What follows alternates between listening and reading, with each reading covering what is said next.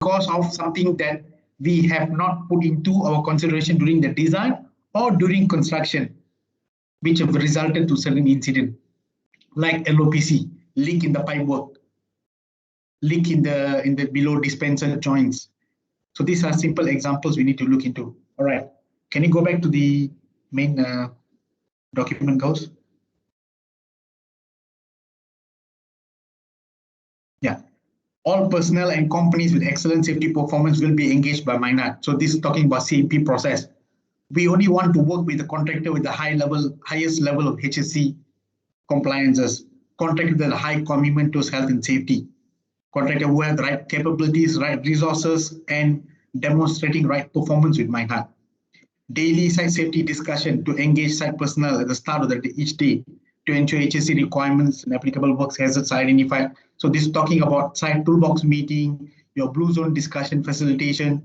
So how comfortable are you ensuring the contractors are doing the right thing when the site or on the site prior to work commencement daily? If you're not there on site, what are you doing differently to remotely monitor them? Are there any virtual meetings, virtual toolbox?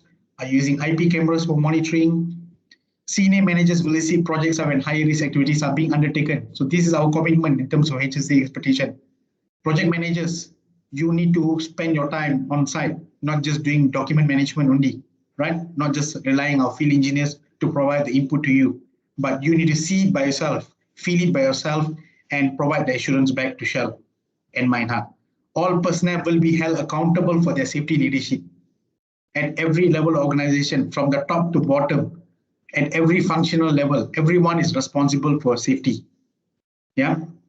All breaches of safety rules and risk controls will be investigated and disciplined proportionate with findings. It means that all incidents will be investigated seriously, especially life-threatening incidences or high potential incidences, with proportionate findings and controls as part of learnings.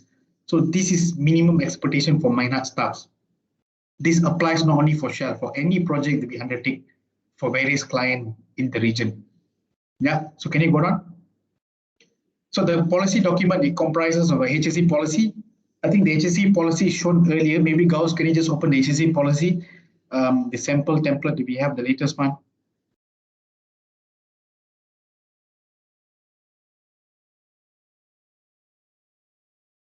I think it's an email I've sent you separately.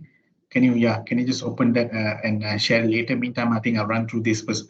So we have a set of health and safety policies and so on. One of it, our HSE policy, which is signed by our CEO and the chairman. It shows that at their level, what are they committed at and what they ensure all the business unit are operating with the right level of commitment in our delivery.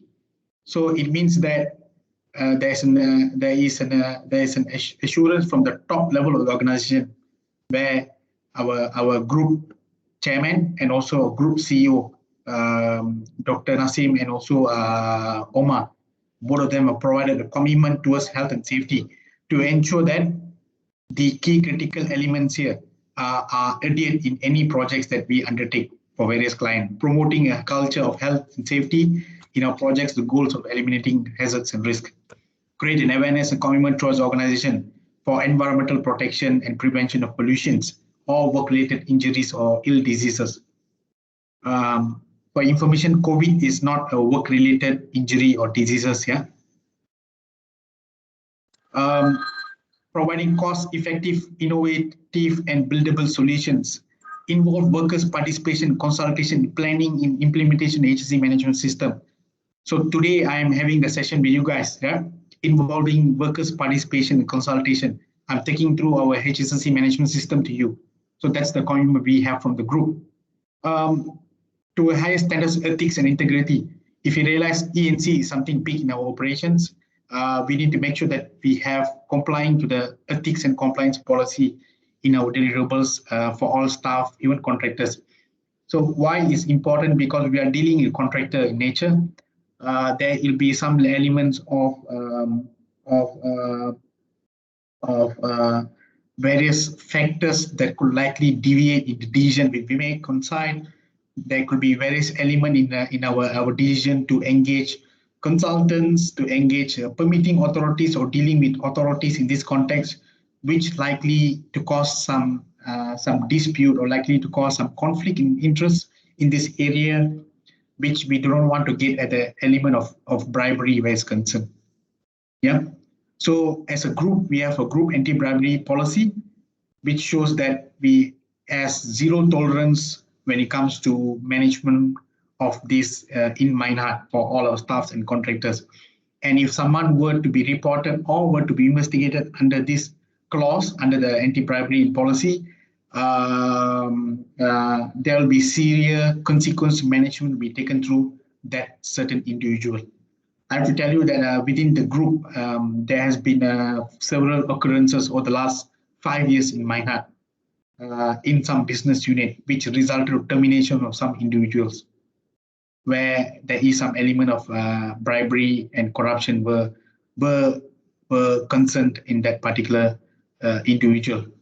So I think we need to be clear and consistent here. Similarly, not only at our level, but also when managing contractors, you need to also ensure contractors also are not involved or neither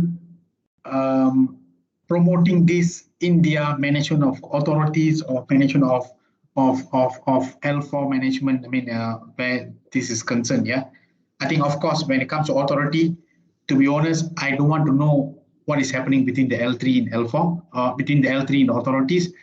But we should make it very clear in our contracts. I think this applies straight to our contracts manager here, that there should be a clear line drawn in our contract, especially for it, to provide them a steer in terms of managing the ethics and compliance when it comes to dealing with authorities. Yep, there shouldn't be any dealings, under table discussions, or expedition fee, or anything that is favorable to anti-bribery policy corruptions. Yeah, and also there is also anti-bribery and corruption training modules which is available within lucidity, which will be required to be completed once you have a lucidity assess at the end of this training. So our HR will be taking that through with you guys.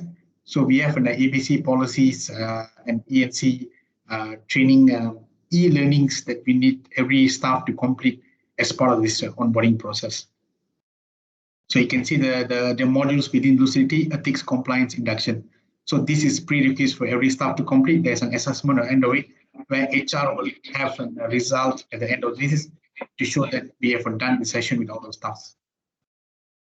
Yeah, Darwin, just to add on here, I will give everyone here the access into lucidity. So you might have an account together with the password, the ID and password. Then you might need to go through all this induction pack where you need to compulsory completing this high-risk training series module, and also you guys compulsory to complete this ethic, compliance, and induction module as well. This is prerequisite requirement for all staff.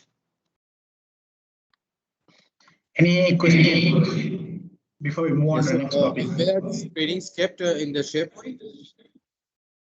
Sorry, Anna? Sorry. Where are these trainings kept in the SharePoint? I mean, you'll be giving a password or something? No, we have our lucidity system, which we already provided an access to the team now. We need to create access to the new staff, which RB will be doing. And subsequently, once they have an access, they can they'll be given a guidance how to go and complete this training. And once they complete the training, they can print the certificates and pass it to the HR for the retention of training records. So with these trainings like ethic and compliance, so are there refreshers for these regularly, or it's a one-time training? First one-time training, and then every 2 years you got to refresh it. Okay. So it will prompt a notification every 2 years that the staff receive an email notification once they have a lucidity access, which require them to go and refresh themselves. I would suggest, is it possible to have the refreshers every year? We can certainly look into, yeah, let us review that separately. Maybe Gauss just take it as an action from our side. Let's see, maybe for Indonesia, for Pakistan, if you want to do a refresher yearly, yeah, we can change the frequency of these refreshes accordingly. Yep, Yeah. I think we can do that. Yep. So yeah, back to our HSE policy. Generally, I think it covers the health and safety, environment, and quality section, and the management, just to show the commitment from the management, they understand that we comply and meeting the contractual obligations, including the compliance to all the legal requirement to the client and business partners to ensure that Meinhardt values its people associated to the provision of services and committed to developing and training them to the fullest potential. So that's our HSE policy. I think Abid, you should have this clearly posted in our offices.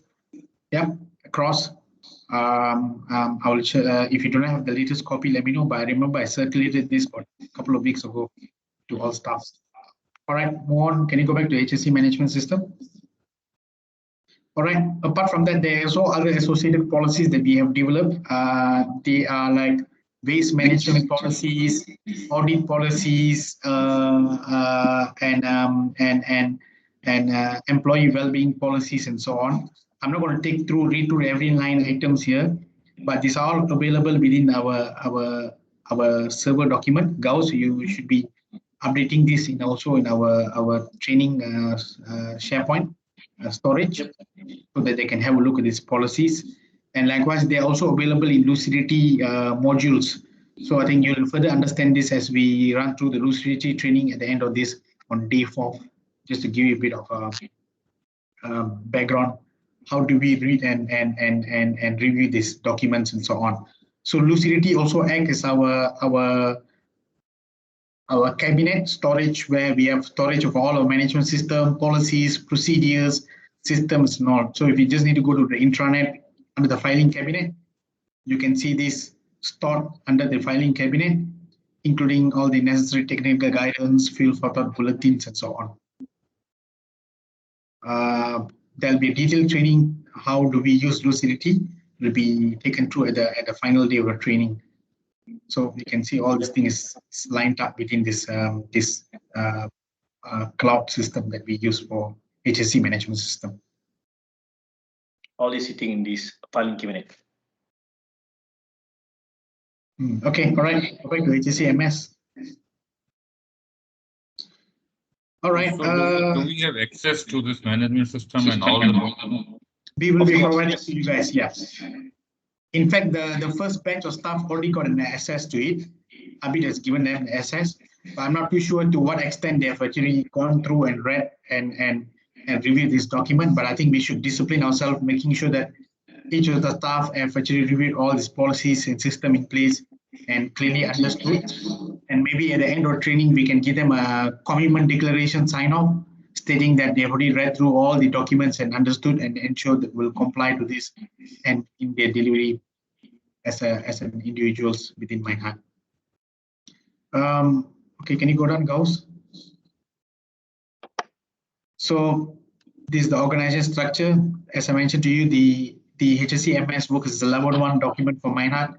It covers various aspects in terms of audit, management review, document control, reporting, organization rules, responsibilities, risk management, personal safety, and process safety. So can you just go down the roles and accountabilities?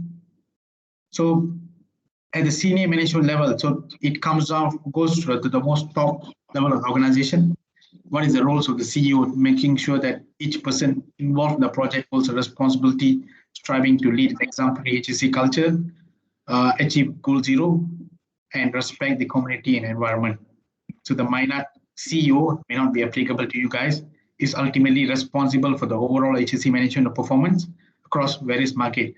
So in this context, Vinesh is responsible to provide the assurance to the CEO that we are not violating any legal laws, applicable requirements, goal 0 harms, and so on. And can you go down? Meinhardt country MDs, this is particularly for the Vinesh. Meinhardt country program manager for all the CPMs we have in various markets, Anand and equivalent. The roles and responsibility in terms of health and safety. Can you go down? Meinhardt project managers, in terms of supporting roles, what is the project manager's roles and responsibility? Maybe some of you would like to read through some of the key ones Can I ask any project managers here? Hassan? Yeah. Participate in project concept reviews for their allocated projects to identify the specific HSE matters required to be addressed in each project's HSE management system. And should I go on? Yes, please. Ensure design for safety and design for construction processes are undertaken to identify the HSE hazards to be proactively eliminated or managed to allow in the asset design. Ensure an HSE risk assessment for the project is conducted to identify the hazards and ensure controls are agreed, are written, understood by the personnel on site, and are complied with. Ensure all the site hazards are identified and are proactively managed, and that each contractor present a suitable site-specific HSE plan with associated risk management document that adequately identifies and manages the hazards for their activities at site. Ensure each project site has a suitably competent person who establishes and maintains a proactive HSE culture. Ensures HSE leadership across all site activities. Ensure compliance with all relevant HSE requirements. Actively engages with contractor to ensure a proactive and cooperative approach to HSE at the site. Intervenes in unsafe or non-compliant behaviors and reviews the HSE performance for contractors.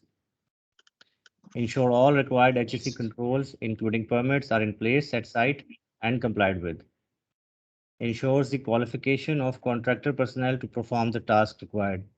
Ensures an accredited permit holder and permit issuer is in place for the activities required, or accesses appropriately qualified personnel for this function where the permit requirement is beyond his or her qualifications. Is competent in project management of construction and fuel systems allocated. Is accredited to the required level in relevant client and industry safety induction, permit to work, and work clearance systems. Yeah, prepare tender documentation for contractors, ensuring the inclusion of HSE compliance requirements.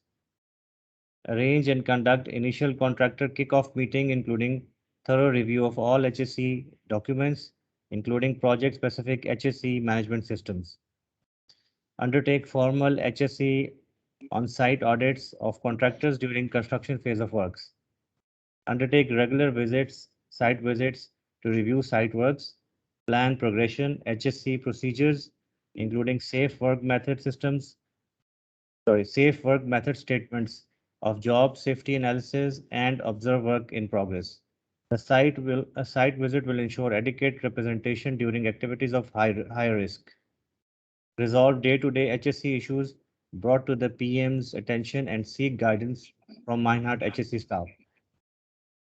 Perform or delegate to the HSE manager the initial investigation for incidents, significant near misses, and potential incidents identified by the work crews to determine root cause, contributing factors, and gather statements from all involved to present to the Meinhardt HSE manager for review. Provide the HSE manager with client and Meinhardt required HSE performance data. Complete client incident reporting as required. Issue corrective actions to address gaps or non-conformances at sites, following through to ensure these are appropriately acted on. So that's a lot of work to do, right, for the PM? Yeah. So these are the basic roles and responsibility for the project manager. So if we can move on to the field engineers, can you go to field engineer? Can I interrupt for a second? I saw this the project manager's responsibility to prepare HSSE requirements for the site constructions. Which one is specific for it? Can you tell us? The last bullet point, prepare tender documentation for the last bullet point. Can you go up? Yeah. This page 11. Yeah. Prepare tender documentation for contractors, ensuring the inclusion of HSSE compliance requirement So do we have already standard this guideline or requirement for We site? have, as I mentioned to you, you just need to tap our Malaysian CMP lead. She can provide you all the relevant processes. Like for instance, for growth project, for minor works, we don't go in tender, right, Anand? Yeah. Only for growth project, amount exceeding So certain what I'm asking is when they ask for any scope of work, they need to include the site specific or work related HSSE guideline with respect to that particular work. So they need Yes. to make it part and parcel of all the requirements. So Yeah, every so work should have HSSE guideline. So what you should be doing, in addition to HSC guideline, when you go for tender, for instance, you're inviting 5 contractors in the tender exercise, and you'll be giving them the prerequisites, right? The questionnaires they got to complete. And post receiving the responses from the contractor, the project manager need to evaluate every submissions that came through tender, from contractor A to contractor B, C, D, E. And at the end of the exercise, the project manager also will be rating these contractors based on the submissions they've made, based on the resources, capabilities, performance, health and safety records, and other elements also in terms of the cost, timeline, and so on. So once they've done this, you have a standard benchmarking contractors where you have from contractor A to contractor E on their scoring. For instance, contractor A scored 80%, contractor B 85%, contractor C 50, D 20, and contractor E is maybe 20. So in this context, you have competitive 2 contractor, which you can shortlist, correct? Contractor A and B. And then you will initiate a tender interviews with the contractors. If you see the HSSE is competitive now, meeting the 80% and above. So the next question will be in our selection will be on commercial part. So this is where you will negotiate more better price. Who can give you a better price? Contractor A and B. Contractor A has 85% of rating in HSE, contractor B 80%. So both will qualify in our tender, correct? So the next question is, how do you select? So HSSE, one of the prerequisites which they already met. So next level is scrutinizing the commercial part, the costing, the timeline. Maybe contractor A say that he can build an entire in 5 months. Contractor B can tell you he can build an entire in 3 months. Who do you want to select? Depending on the timeline we have. If we have 5 months to complete, we can still go with the 5 months, which is the lowest one. But if we are in a rush and we want to complete in 3 months, then okay, we may need to pay premium for that. Correct. So there is various consideration will be talked through this, but what I'm saying, the HSSE, the project manager is responsible. There is a whole process and templates we have developed in Malaysia over these years. You just need to tap our Mei Chang, and she can, Mei Chang is our CNP lead. She can give you all the relevant one. Maybe you can set up a call separately. I can also help to connect you with those things. Yeah. Okay. Thank you. All right. Can you go to the field engineer if there's no question? Field supervisory staff. Yeah. So can I ask Nakib, can you read your HSSE roles and responsibility? Okay, then. Field supervisor staff are to provide support and direction to all employees and contractor, ensure adherence to this document, and to communicate HSE expectation and job requirement to the employees and contractor. Field supervisory staff are accountable to the project manager for the safe conduct of all work activities under their control. As key HSE resource within the relevant project, each supervisor staff must commit to and lead the proactive safely culture on site, understand the fundamental requirements around the applicable work health and safety legislation, assist project manager to ensure all appropriate HSE risk management process are in place for each project. This should include robust project HSE requirement for each stage of project. A Meinhardt HSE plan for the site works, respective contractor site specific HSE plan, risk management process, effective site HSE communication, Proactive HSE culture are in place. Required performance reviews and data collation. Instruct and coach site personnel to establish and maintain proactive site HSE culture and behavior. Perform site reviews to ensure compliance with all HSE compliance requirements, identification of HSE improvement opportunities, incident, near miss, and hazards are reported, undertake an initial investigation of all incidents and significant near miss events to provide the initial information to the Meinhardt HSE manager. Implementation of incident near miss potential incident learning, robust HSE leadership at site, effective risk management process, and where required, action plans are developed to address any identified improvements. Ensure that accurate records are taken of all HSE concerns and forwarded to the HSE manager for documentation and follow-up through line management. Ensure that all employees in the workforce, including those of subcontractor, comply with all HSE requirements and take immediate, fair, and just action against those who fail to adhere to these standards. Participate in scheduled and informal on-site HSE audits inspection. Ensure health-related standards are followed, in particular fatigue management process adhered to. Report all injury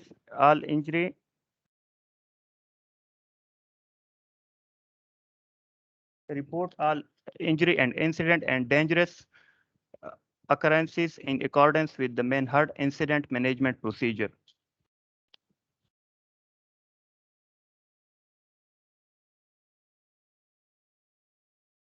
So I think these are the roles and responsibility of the field supervisory staff here, or field engineers.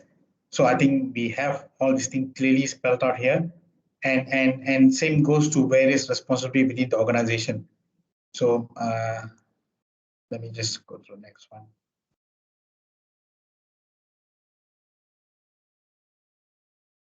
I just want to add, Darwin, can I add a couple of things? Yeah, sure, no problem.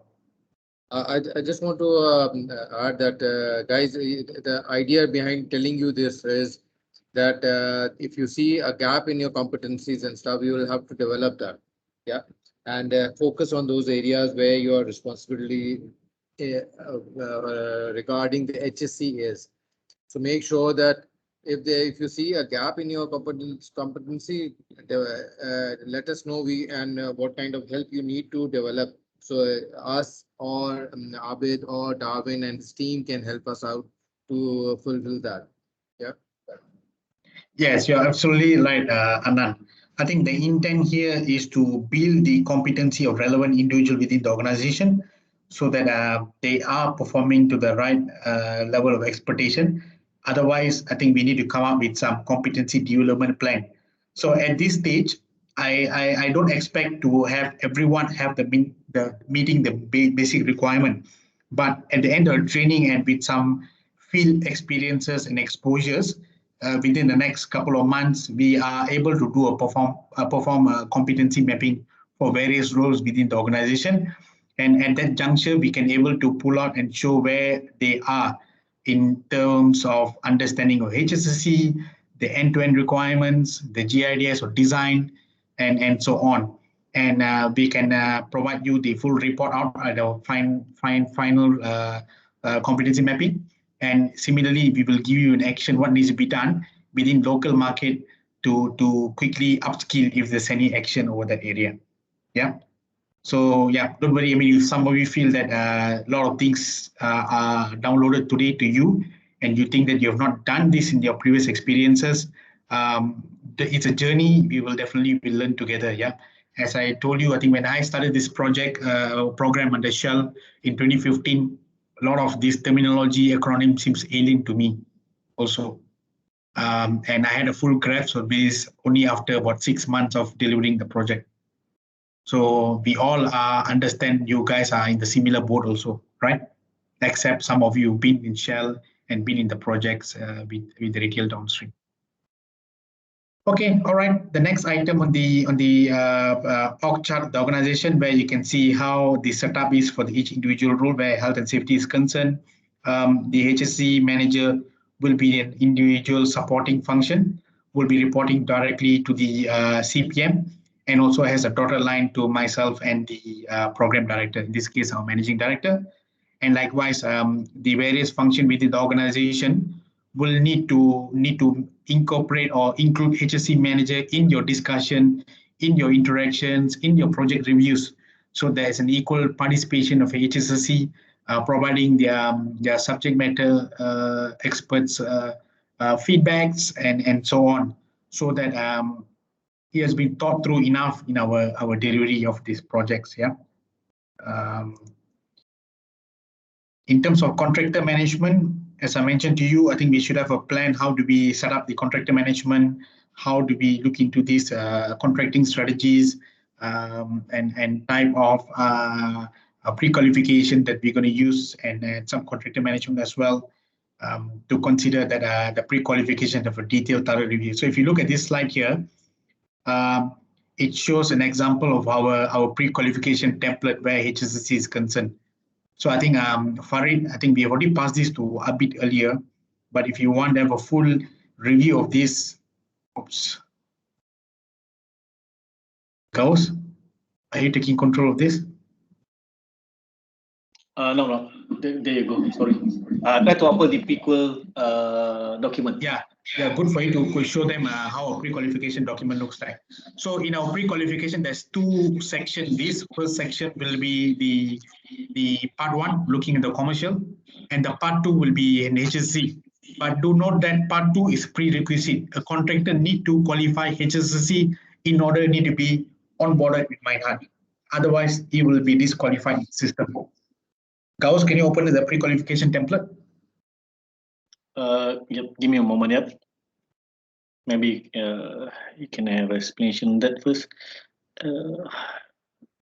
So I wouldn't be taking too detail because this is only applicable to CNP and HSC staff. But generally, this is how it looks like, our pre-qualification template. I mean, for Meinhardt, on the commercial and HSC, where we are verifying all the contractor readiness, and we have cited all their capabilities, performance, resources, competencies, and so on, with a scoring mechanism behind each of the elements here. Gauss, we're not seeing your screen yet. Yep, it is. I think it's loading. Give another 10 seconds. Yep, here you go. So this is just a part two of pre-qualification. We have part one now. I think that's directly for Farid. Part two is for HSE lead and manager, where it will be led by Abid in this case now. And you have all the prerequisite within the HSE, all the leading, lagging indicators, and then your scoring criteria to show they are the green banded or red banded. Can you go down? Statistics. Can you go down? So each of these, they need to meet the green banding in order for them to proceed to the next section. And then under the section 2B, you have the contractor capability questionnaires. They need to answer, respond with all the evidentiary records, and we need to score them accordingly based on the evidence that we have cited. And they need to meet the minimum amber banding in order for them to be qualified in our system. If they are red banded, they'll be disqualified. Yep. And the field assessment, basically before when you're onboarding them, do you have opportunity to go and visit them in any sites outside from Shell currently where they're working on? So you can also determine where their commitment are when it comes to health and safety in terms of leadership, organization, communications, and there's also some scoring guidelines. So if during this pandemic, we have slightly changed this part C here to do it once we have trialed them on our site. In the past, how we do the part C is a field assessment where we onboard a new contractor on their any sites they are working on in the local market. This is before even we have formal agreement binded within us and them, where they need to invite Meinhardt to show their existing site. And we need to take through these questionnaires and score accordingly. But now during the pandemic, we do not have an opportunity to do a part C now, where field exposure and COVID-19 is concerned, what we can do is we can try them out in one of the sites first after part B. Once they qualified the part A and part B, we could give them a trial site, and post completion of the first trial site, we should be reviewing the performance equally there, and then determine whether if he is satisfied to award subsequent job to the contractors or not. And the part C can be completed on the first trial site. Abid, so I think you need to be familiar with this process. Yeah. Yeah, Darwin, I have few queries regarding this big assessment, because in once we have any vendor, because I'm doing that in most of our vendors onboarded process. If any vendor is in Amber brand, so we're gonna onboard him. First of all, in our financial part, he must be carries like we have a 50% carriage, right? 50% carriage for HSE part, and 50% should be from the. No, HSSE is prerequisite. As I mentioned to you, they must be either either amber or green banded. Yeah. Without that, they can't go to be accredited or within our pool of contractors. So if they are green, means good to go, no action required. If they're amber, you can still engage them, award them a trial site.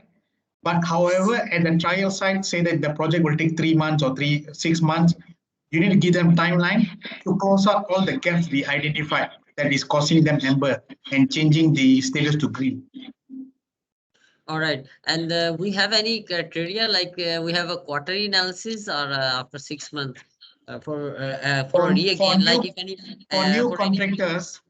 new contractors, my suggestion is if they are amber, you need to give them only 3 months, not too long, to close out all the gaps. In the first site itself, they can quickly come up. Basically, these documents show that they are good to be awarded the job, just that they are lacking of some documents or processes only, which they need to develop within the 3 months on the first project itself. All right. And if there any vendor is in green banded, and that vendor also should be analysis again in our quarter analysis, like maybe he is in green banding, but he's not follows the HSE, or there is some flaws. Well, that's a separate exercise. This is pre-qualification just to onboard them in our system. But when you're talking about assessment separately, you call it a performance review, as I mentioned to you. You need to do a performance review half yearly or quarterly with them. As I mentioned to you, there's another template. We have a KPIs, right? HSE KPI. Yeah, that is done on half yearly. Maybe Gauss, can you just show the performance review template for contractors we have? Yeah, we discussed it in our last meeting. Yes, Asad, you have a question? The slide back. Yeah, I have a question. Is this HSE pre-qualification just a go, no-go decision? Or does that impact the financials as well? Like if anyone who is in the green and they are requiring a lot of, they are asking a good amount of money, and the second one who is in amber, and the difference is that much in terms of, the rates and commercials. So how does that impact the HSE impact on the commercials? So as mentioned by you, this pre-qualification is just a decision to go, no go for us to establish a contract with a vendor or supplier or contractor. But when you're talking about dollar and cents, that will be done through a tender process. A review need to be done through a tender where you need to scrutinize the costing and so on, correct? It'll be done based on each project. I mean to say that if the difference is too much, then we can go with the amber. But let's suppose the difference is very nominal between the two contractors. Can we favor a green vendor because of their higher standards of safety, or we have to see the ambers as amber, standard contractor as well? Yeah. So on that note, there's a separate benchmarking that we've developed, which will, though they are accredited to a Meinhardt, but does not mean that they'll be excluded for a tender. They still need to go through a tender. They still need to provide us, because this contractor will be carrying out multiple works with Meinhardt, not only one project, correct? Example, a contractor A will be working the minor works projects, maybe 4 or 5 projects, will be also delivering one NTI, will be delivering one PKDR project. So how would you just based on the current pre-qualification that they have passed and in the system, will determine that they will equally perform in the subsequent project they award. Because when you do tender, then they will submit the resource plan, the capability plan, the org charts, the project managers, the resources they're going to put. Obviously, they can't share the same resources from the other projects, right? So that the detailed scrutiny will be done by a project manager. So what I'm saying that does not mean that if a contractor being accredited in our system, he can do multiple works he does. It depending the individual project, at that project, what are the resources they are proposing, what is the method, what is the capabilities. So all that need to be scrutinized separately. So that is a separate exercise to be done at tender level. Same for minor works allocation also. Once they've already pre-qualified in our system, then you don't need to go through a tender process, right, for minor works. So in the minor works, you can use the other framework which I've shared you earlier. Can you go open the framework, Gauss, showing the contractor's performance? Yes, this is the one. So this performance review, maybe you guys can use this to see each individual performance in half yearly review, just to award minor works, because this is actually a prerequisite HSE ready. So we will do this like in Malaysia, we do this review half yearly with the contractors, showing the overall performance. Can you go down next slide? In terms of the top findings, resource capabilities. Can you go next slide? Any quality related issues for the organization? So we are managing in Malaysia close to 21 contractors. So we will have dedicated session plan. Usually comes to end of Q2. For all these contractors, we spend about 1 hour each.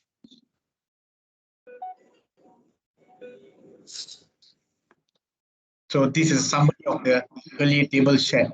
So don't get mistaken with the pre-qualification and on the detailed scrutiny in the tender. There's two different exercises, yeah. So that means pre-qualification, it means that we are selecting right vendors in our projects, in our system. All right, next, any questions?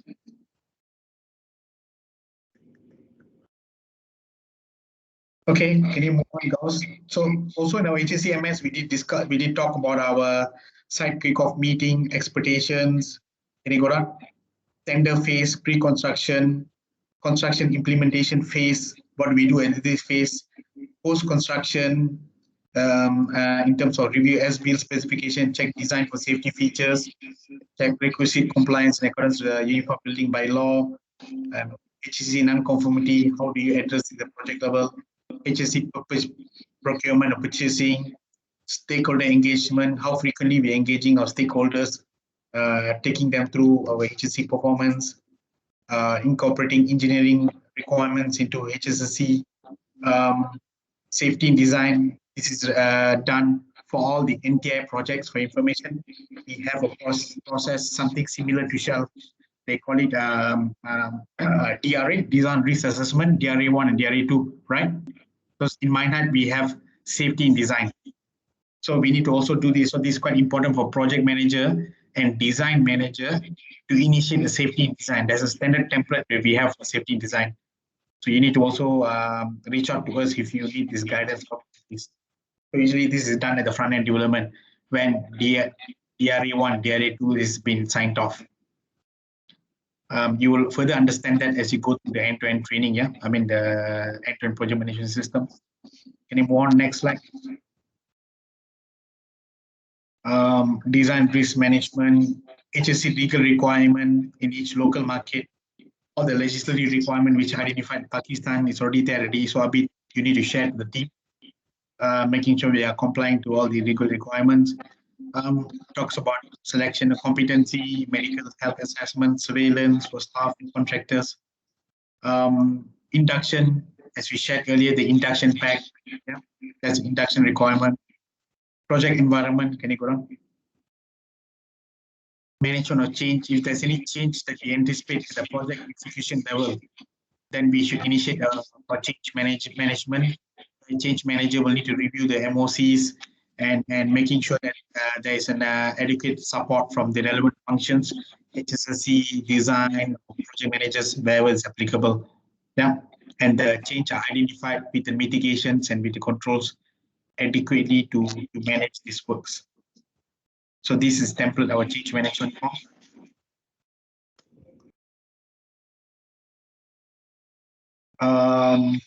In terms of monitoring, review, improvements, can you go down quickly?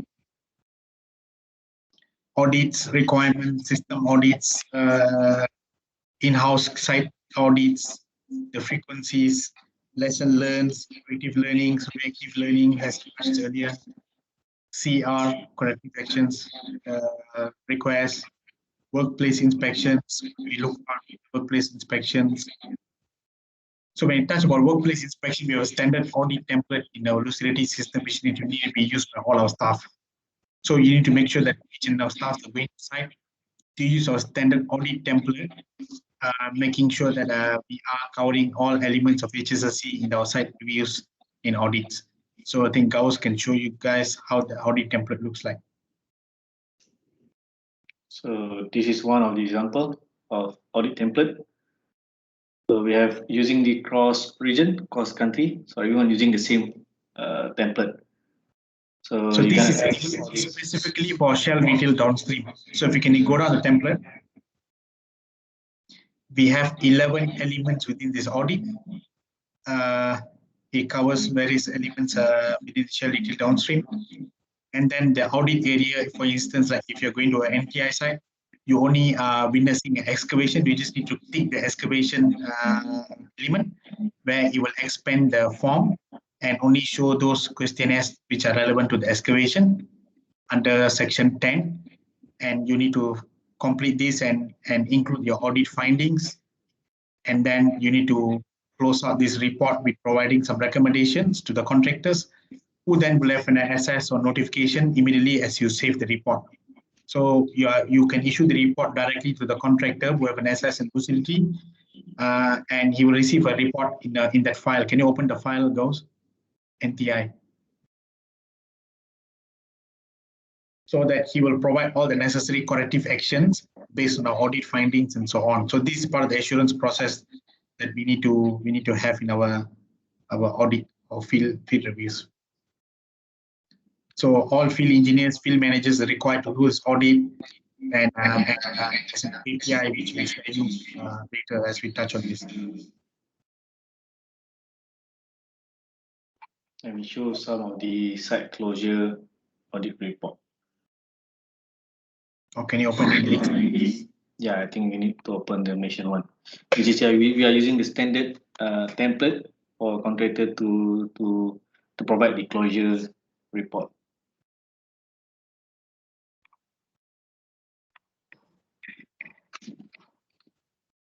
While taking through you guys into this system, don't worry much. Abid will teach you how to use this, and somehow we will have a session, specific session in day 4. On every fortnight basis, Anand, I'll be having a meeting with all the HSE managers in the region. So all the HSE managers and leads will need to, and HSE staff need to attend the meeting. It's quite important that we'll be discussing all these items in the session. So Abid, you already given a calendar invite and your attendance is deemed necessary. Yeah, sure. Okay, as everyone can see here, this is a standard report template and how they do reporting back to us once they receive notification from lucidity regarding the finding captured by Meinhardt staff. So this is our finding to them. So they need to reply to us the corrective actions and also assurance plans. If let's say it is required an assurance plan. So this is some sort of closure report by contractor. So some more, this may seem or this may look incomplete without having photo or relevant photo. So you need to prompt them and ask them the relevant photo to be included as well. For example, like here, this is my head finding regarding first aid. Some contents in the first aid box are missing, so they need to update or they need to close the action by putting the complete first aid kit. This is how it's supposed to be done. So we have done this in our market. We prompt them again and ask them to improvise the report. So the closure action should not only show photos, but all the evidentiary records they've done. If you look at the findings above, 2 workers are working in the manhole riser without attending toolbox. PH has been warned and informed. So you need to get the records of the warning letters, the consequence management, the refresher records. All this need to be uploaded here, right? Yep. Okay, so more next. Can you go back to the HSE management system? Okay, so the next one, touching on the risk management, we have a Meinhardt master register we use in our project, master hazard and control register. Gauss is sharing to you guys the latest updated one we have now for both industrial project and retail fuel. So this document, you can filter this for Shell. For instance, let's say you're going to filter this only for Shell. You just need to run the macro, create and click the retail fuel. You will only filter to those relevant hazards for all the Shell related activities. Yeah. So if you can go down, I mean, talking about vehicles, vibration, the hazards for various type of risk in the project in terms of lifting, piling, tank installation, works on inclement weather on site, hydro excavation activities, and so on. It's quite important that each and every staff here understand how we're going to use this hazard and control register, because you can use this when you develop your risk assessment. For instance, when a contractor submit a JHS or risk assessment, you can use this as a guide document to understand whether all the controls are correctly identified by the contractors. But the last thing to do is do not pass this document to the contractors. These are all control documents that we have. Why I'm saying that, can anybody articulate that, please? Why we shouldn't pass our master hazard and control register to the contractors?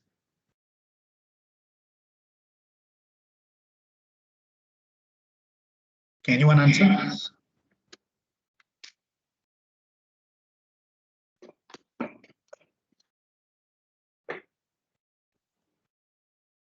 Carl, Come on, guys.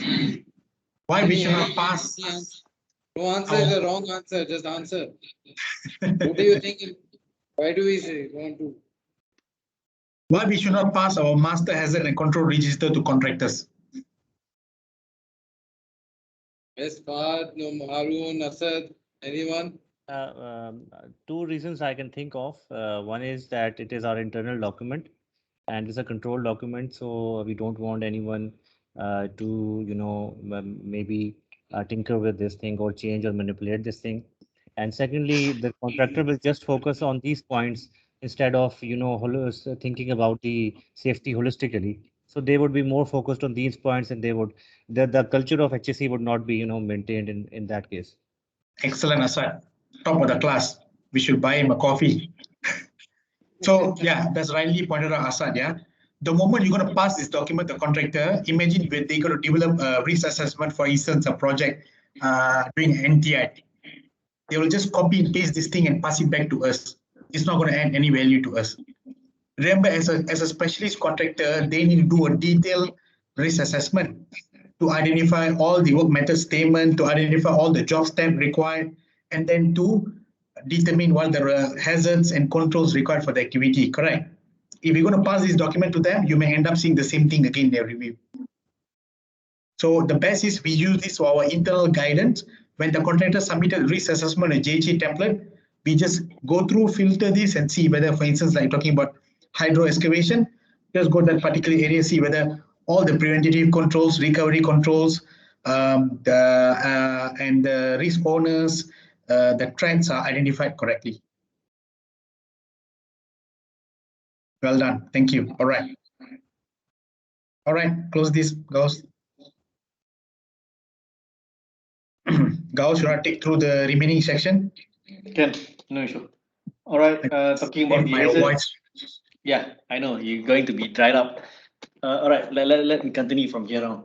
All right. Talking about the hazard, you're also having a regulated hazard, which is stated under statutory requirement as well. Talking about the hazardous substances and dangerous goods, manual handling, and all these things. Okay, and then also talking about the plant and equipment, is supposed to be under statutory requirement as well, under legislation requirement. Okay, you have to maybe Abid can pull off some of the document which is been governed by the governance or relevant parties, so you can share through within the team. Okay, and I do believe project managers level you might need to understand what is the local requirement regarding the plants and equipment. For example, like you're using crane, who's supposed to be the operator, is it certified, and all these things. In terms of maintenance, provision of performing maintenance and services for the equipment, all these need to be clearly spelled out from the local requirement as well. Okay. Also, maybe some example you can show Gavos on our master plan and equipment register where contractor all need to submit to us. Yeah. So we should have also a master plan and equipment register where will it be cited, reviewed, and approved by Meinhardt. And if there are any changes to these equipments or tools or plans, an MOC need to be shared to Meinhardt for review to support this, because we want to only make sure that those approved plans, equipment, and tools are used in our project, not the substandard ones. And in Malaysia, what we've done for every new contractor to be get on board, we require them to submit this, making sure that all the safety critical devices are in place for the equipments, emergency switch stops. Oops, can you just zoom a bit? Yeah. Can you zoom a bit, Gauss? Yeah, can you go on top? Yeah, so if you look at this, the type of equipments, the models, safety devices, the guards, interlocks, devices, kill switch, all these things are functioning, working, and the equipments are fit for purposes. They are regularly serviced. There's maintenance and calibration records, and so on. So we have this in Malaysia for all contractors. And maybe Gauss, you can email to Abid instantly now as we speak, so he can start getting this thing updated. Why we do this? Because we had an incident 2.5 years or close to 3 years ago in India, a TRC incident. So for information, I think we had one of the incident in India where one of our frontline workers lost his index finger getting caught in between a concrete mixer equipment. In investigation review, we established that rotating gears and the moving parts of the equipment were not protected. Means that the safety devices to protect all the equipment moving and rotating parts are not protected, and this was not inspected accordingly on site, and the equipment were mobilized without any Meinhardt approval. So post these learnings, we came up with this plant equipment register where we insisted the contractor to determine all the equipments plant that they use in our project site, and so that if this sort of issues or surprises is not seen thereafter in the project. Yeah, sorry, Darwin, can you repeat this incident again? Because sorry, I lost your voice due to connectivity issue. Okay, Gauss, can you take us through the LFI? Wait, let me. The plant equipment. I think it's not a field for thought, it's LFI, right? Oh yeah, sorry. So what happened that at that particular time when the contractor doing concreting works, he was working close to a concrete mixer equipment, and the activity requires him to regularly to go and use a shovel to pour the concrete at that one designated area, and he needs to continue move the equipment, and along this process, he got trapped in between the gears here, as shown in this photo in this picture, at that part where the rotating drum is, and exposed his index finger, and he's lost his index finger in this incident. So this resulted in LTI case in India. So why happened that? Can you go on top? Why it happened that there was a failure in risk management at the site, deficiency planning processes required changing of equipment for provision of concrete, weaknesses using the hazard control sheets, using the Meinhardt master as a register, as mentioned earlier, inappropriate equipment where unguarded rotating equipment were seen used on site. So as a learning to this, what we have came up with is all contractors will need to specify all the type of equipment they have on site, especially with all the critical operations. You have moving, rotating parts and so on. So that to make sure that this sort of substandard equipments will not be used in any of site. So if you guys look at our tradition, our concrete mixer equipments, they must be protected. They must be guarded at any point in time, where all the exposed parts are concerned. And if that's the case, if none is provided as an assurance, we should not allow this to be used in our project sites. Yeah, Darwin, we have any right now in Meinhardt, we have any procedure for inspection of these plant and equipment? Like as you know, we have some companies in Middle East, especially they have color code system, like 3 months for all field power tools and slingings and rigging lifting movements. They should be color coded, and 3 months carries one color code. So Yes, we do have guidance in our bulletin or technical guidance. Girls, can you open a technical guidance? We have provided a color code system in each year where contractor need to have this in our site. So at your level, you need to just go and enforce it and making sure these are implemented effectively. I think it's in our bulletin. Color code system, inspection requirements. Yeah, sure. If we have a standard format, so we will follow that, because sometime I want to ask you if we should have this type of system so we can follow up the inspections and plant and equipment tools in our annually audits, monthly audits, sorry, in for the all contractors. Yeah, we can show you now. We have it here. There's in the bulletin. We provide all the details. Just hang on, yeah. Just give us a couple of seconds. Not this goes. I should rename the file. It's kind of pretty hard for me to find the. Yeah, I think it's somewhere in 2017, if I can remember. Can you just go 2017? I hope I pick up the right one. No, not this.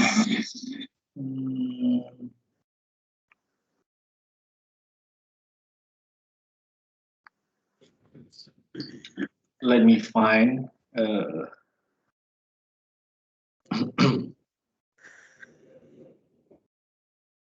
think I need to include in the SharePoint as well. Yeah. You should. Just try 2018, not 2020. Definitely not 2020. No, not 2020. It's in 2017 or 2018, somewhere around that year.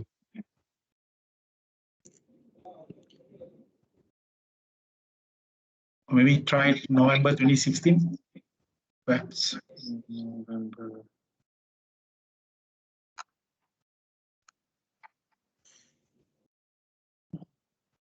November 2016. At the bottom. Yeah. It's been a while since we. Yeah, I think. Just try opening 17 or 18. Yeah, it is good to everyone here to see we have all this information. So Abid, what I would suggest that maybe you can have a session with the wider group and review all these LFI as well. Not during this session, but maybe can take them through. So these are not LFI, these are all bulletins and technical guidance that providing all the details here, yeah. So I think you should be taking this through and understanding all the processes behind.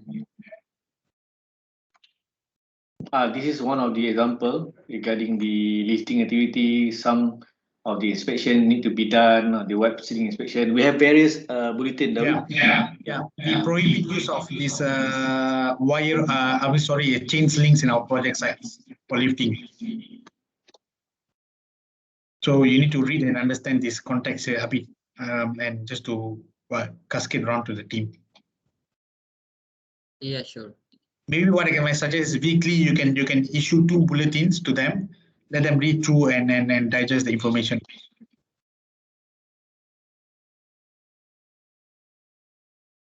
Yeah, that's right. Yes. Darwin, So if you look at this document now, it provides the optimization of color coding for plant equipment. Exactly. so- exactly. So I think we should be following the same requirement.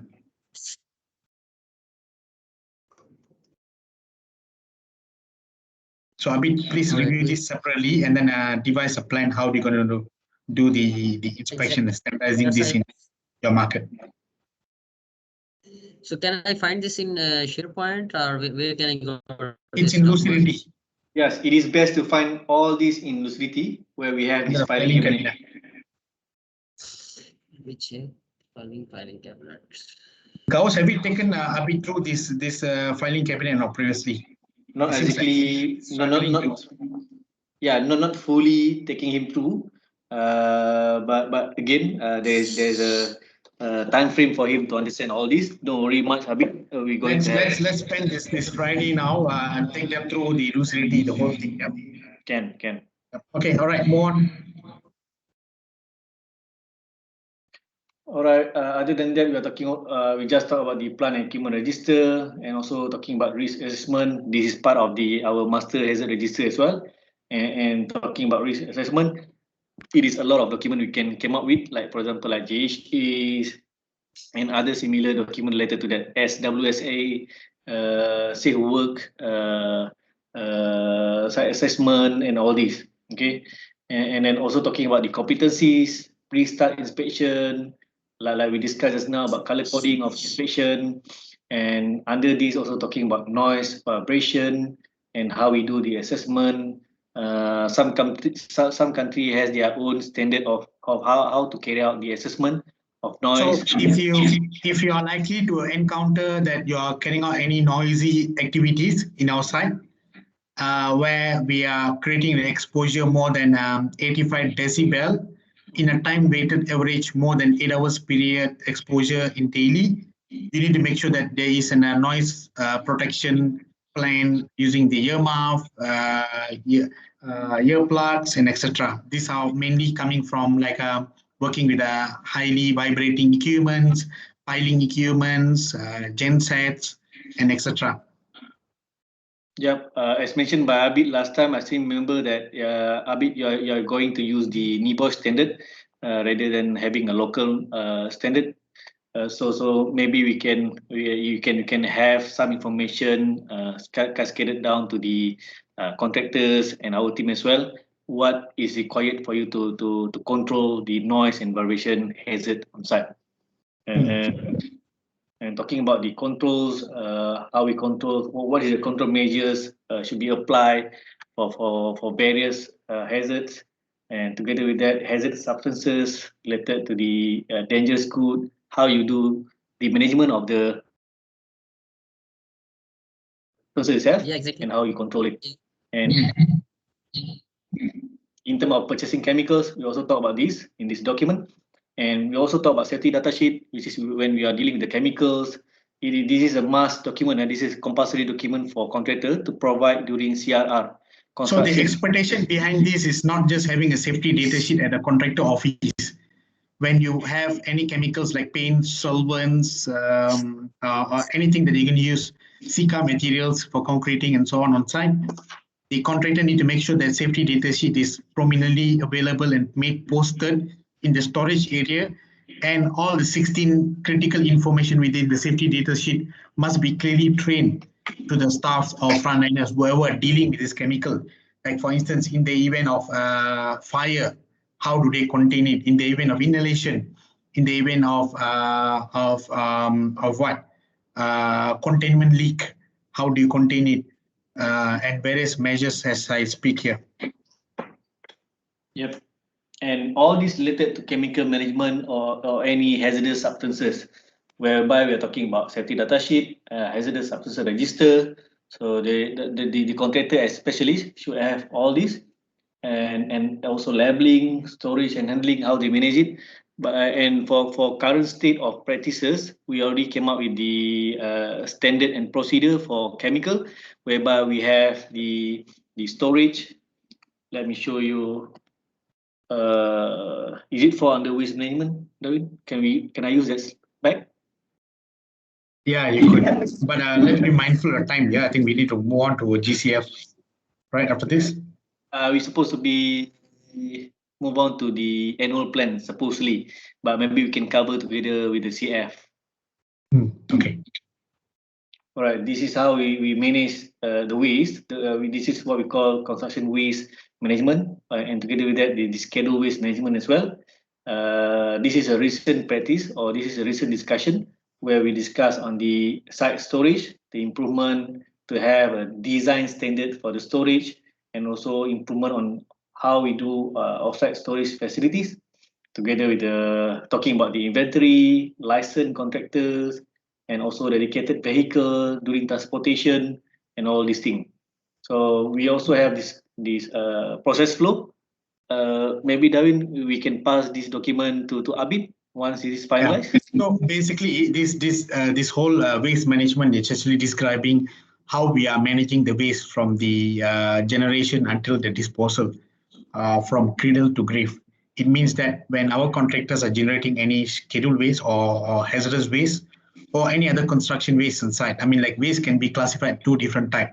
If we go to the first slide, there is one hazardous material waste and one is non-hazardous waste. So non-hazardous waste, basically all the waste, that solid waste that we create, whether it's concretes or any construction waste that we generate on site. Hazardous waste is simply talking about any waste that can be easily dissolved or which are likely to be hazardous for the environment. So in this case, you need to remove this using a licensed contractor and dispose it at an approved facility by the local legislative requirement. I'm not too sure how Pakistan legislative requirements are, but if you do not have, then you need to devise a plan how to do this, because these are Shell global requirement when it comes to waste management. I believe they already reached out to the Pakistan market by now already, asking you all to show compliances, how these are being managed and do a risk assessment. So this not only focusing on the waste that we use on site, but in fact, we should have a plan how these wastes are being properly segregated, how we manage in terms of recording on waste management, the volumes on site, and how these wastes are being sent for reuse or recycle if there's any opportunities. Otherwise, how it goes to a dumping ground and so on. So in Malaysia, we have some examples of classic typical sharing here. Some of the waste on site, how do we reuse it in our projects? Can you go to the next slide? Yeah, and how recycling waste are being used in using the various segregated waste bins and so on, and color coding recycle bins, identifying food waste, paper waste, and plastic waste, and so on. So you need to make sure that not only we have a proper identification and segregation on site, but there should be a proper disposal method, how these wastes are being removed out from the site. The last thing we'd like to know that we are taking out some contaminated soil and dumping in ground and dumping it at any receptor bodies like rivers or any effluent plants, which likely to cause any ecological related impact to the country. Yeah. So this is quite important, our role, to make sure that all projects that we generate by our contractors, there is a clear plans and procedures how these are being managed. Yeah. As you can see here in this document, it is generally spelled this out in this document, saying that erosion of sediment control, waste management and handling, and all this is quite generic. We are actually going focusing on the local requirement. So in Malaysia we have that. So we do believe that Pakistan also have it. Maybe Abid can. So what we have done is we're just taking you through high level of this expectation. Of course, these are all specific subjects that we'll be taking through with your HSE leads and HSE staffs, in specific providing them the guidance and help how they need to be managed at the country level. So that will be done at the fortnightly meeting with Abid and the team, that will be taking them through this requirement, because otherwise I may have to end up spend one whole month and taking through the whole HSSE. Mm-hmm. And same goes to asbestos management as well. Pakistan manage it at the country level, then Abid should be able to spell this out to the. So I think, this is quite a good topic also, asbestos. I think where it's concerned, I think it's kind of harmful material, also considered as a hazardous substance in a project. if at all you guys are carrying out any projects, are doing any upgrading for select stores or C stores, there could be potential presence of asbestos within the roofing materials, within the ceiling boards, partition materials, and so on. And you should have contractor to do a proper scoping report to identify potential presence of asbestos. If at all we identify a potential present asbestos, we should not be doing the EPCM capex works there, but instantly we should trigger the EPCM manager from Shell to prioritize the removal of asbestos with immediate effect as part of this activity. So of course, you need to initiate a separate IP for this to get approvals from the EPCM manager and all, because these are all harmful materials. So similarly, I think when we talk about asbestos, the removal only be done by the trained and specialist contractor from the legal legislative bodies who have proper plans how they manage the removal accordingly. And we should contain the whole site during the activity. And this is some sort of asbestos register template where you need to log at the country level, whereby in Malaysia we have all these site listed with the asbestos. So we might engage with the specialist to remove that. Yeah, just to give you an overview, when we came on board, we had about 11 sites that identified with asbestos. And immediately we prioritized all the work. Why? We came to know that we had some projects in this location, and therefore we got to defer all this workload at that point of time, and we got to prioritize the removal of asbestos. And how would you do this at your country level is that you need to tap CBRE now. They should be the asset owners who should be providing the details to you. So at the IP level or work allocation, if Meinhardt given maybe 100 sites now for you to do some minor works projects, you need to send the list to CBRE and confirm with them whether is there any asbestos presence, do we done any survey enough to identify. And likewise, if they say that there's no record, we should also ask our contractor or train our contractor staff to able to identify asbestos presence on site. And once if identify a potential suspect present asbestos, we need to deploy the asbestos removal contractor, do further investigative studies, who then will provide a full proposal how they're going to remove all this from our site. But please be informed that we are not doing any works on this site where there's presence of asbestos, because these are highly harmful for our staff and contractors in the event of they inhaled, because these are all carcinogenic substances which could cause cancer-related issues at the very later stage in your life. Yeah.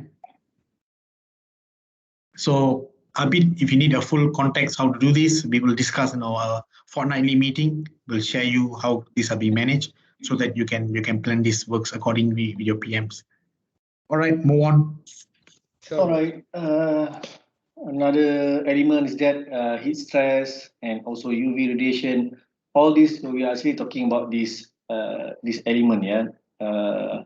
We're already at the element 3, which is risk management. So we already talked about the commune policy organization, which is talking about the role and responsibility, the content selection, and now we already come into risk management up until the environment, heat stress, UV radiation, and all this. To complete this management document, safety management document, everyone need to understand up until this 10, element 10, which is communication. So we come back to this. Okay, when we talk about this element 3, talking about the UV radiation, hazardous manual tasks, risk assessment and control, which is we already gone through the master hazard register, and we also talked about the training earlier in the first session. And in addition to this is a fitness for work. Okay, it talks about our commitment to making sure that every individual in a very good state of physical, mental, and emotional, and also talking about the not only talking about the person itself, but the equipment which is supplied to them and provided to them. For example, like PPE. So I think the topic around fitness to work, focusing on 2 different aspects here. One is about our frontline workers on our side, making sure there is an adequate health assessment records to prove that they are fit to work, carrying out any works on our side. And in addition to that, for critical operations activities like operators, for crane operators, you should have only operators who are fit to work to carry out the work, so they are not under influence of any drug and alcohol during these activities. And there's any fitness to work. There is a fitness to work process in which we need to adhere within our programs, where will be shared by GAUS here. I mean the checklist here. So the fitness to work checklist, I think GAUS, I think yeah, there you go. For plant operators, we need to make sure that they complete this before they start the activity, as part of their self-declaration. Like in Malaysia, for plant operators, they will undergo a yearly assessment of their medical records. This is a statutory requirement where they need to prove to the authorities that they are fit, do not have any impairments in terms of visibility, in terms of hearing and things like that. And that's used as part of their license renewal. But in some markets where there is no statutory requirement governing this area, you need to make sure that they do self-declaration of the fitness to work certificates. Gauss, can you show the fitness to work certificates? Yeah. Try to open the file, but it's just showing the word symbol. I don't know what's happening. Oh, yeah. So this is the fitness to work process that we have within our organization for plant operators, people who operate with high-risk plants like backhoe, cranes, and so on, who need to complete this process before they start work. They need to do a self-declaration. Can you go down? Providing their clinical records, assessments, and the NXE certificates from the health professionals. So in this context, you don't need them to do on daily basis, but they do self-declaration to prove that they do not have any illnesses, any serious issues or precondition which likely to cause an impact to the work activities and so on. Yeah, here you go. This is self-declaration for new plant operator. They need to fill up all these boxes with the details, and they need to declare themselves as a healthy operator before they carry out the work. Yeah, so at the end of this, the permit issuer will need to certify this and sign off as part of this daily work commencement requirement. And the Annex B can be neglected, right? This is for occupational health questionnaires. Right. We are only focusing on the NSA, whereby we are talking about self-declaration of the plant operator. All right. On fatigue, I think we seriously look into fatigue management plan in our projects. We have a plan, I mean, that we do not overexert our workers to work more beyond than 12 hours in any single day. As part of the fatigue management plan, you need to have a working shift, hours of work legislated within behind this, that not exceeding 12 hours. There's job rotations, breaks in between time, regular breaks. Contractors work continuous 7 days without break between. So usually in Malaysia, at the market, Sundays are dedicated for the breaks. So likewise in Pakistan, you guys need to incorporate this as part of your plan in managing the workforce and the timeline for the projects. And can you go down here? We have clearly prescribed all the local legislative requirement in terms of hours of works here within our HSE management system. Like in Malaysia, I think we have our Employment Act, which clearly specify the hours of work requirement. Can you go down? And also envisage that the hours of work will be 6 days a week by 12 hours per day. Any maximum of 12 hours to be worked in a period of 24 hours.